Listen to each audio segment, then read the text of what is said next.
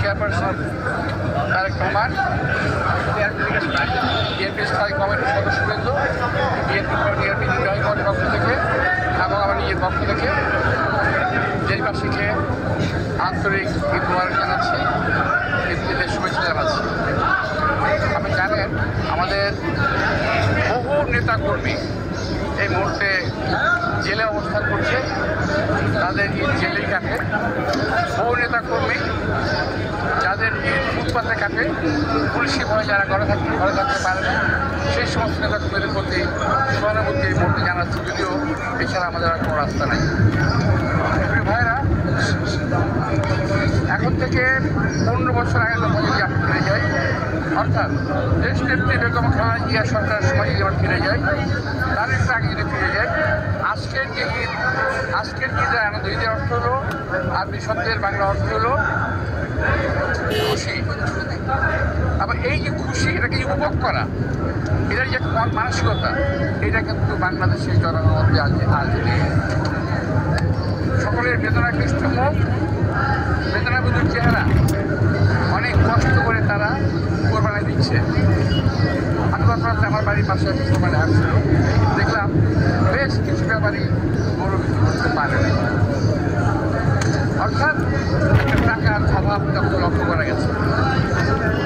আমি বলতে যাচ্ছি, দেশের মানুষ আজকে চারিদিক থেকে অক্টোপাসের মতো বন্দী অবস্থায় আছে। কি রাজনৈতিক, কি অর্থনৈতিক, কি সামাজিক, কি ভৌগোলিক। আমি যদি বলি দেশের ভৌগোলিক অবস্থা, আমরা খুব ভালো অবস্থানে নাই, শান্তিতে কিন্তু আমরা নাই। আপনারা দেখেন সেন্ট মার্টিন একটা দ্বীপ, যেই দ্বীপ একেবারেই বাংলাদেশের অভ্যন্তরে, সেই দ্বীপে আজকে খাদ্য সংকট পড়েছে। একদিকে তো বলে অভাব, যখন নাও বলি তাহলে তো দেখি সেই দ্বীপ আজকে বিচ্ছিন্ন হয়ে গেছে, ওখানে খাদ্য সাপ্লাই দেওয়া যাচ্ছে না, তার ভয়ে মিয়ানমার সেনাবাহিনীর ভয়ে। অথচ 1978-19 দিকে এই মিয়ানমার নত জানু হয়ে বাংলাদেশের তৎকালীন রাষ্ট্রনায়ক তার কাছ থেকে একবার মাপ চেয়ে বিদায় দিয়েছে।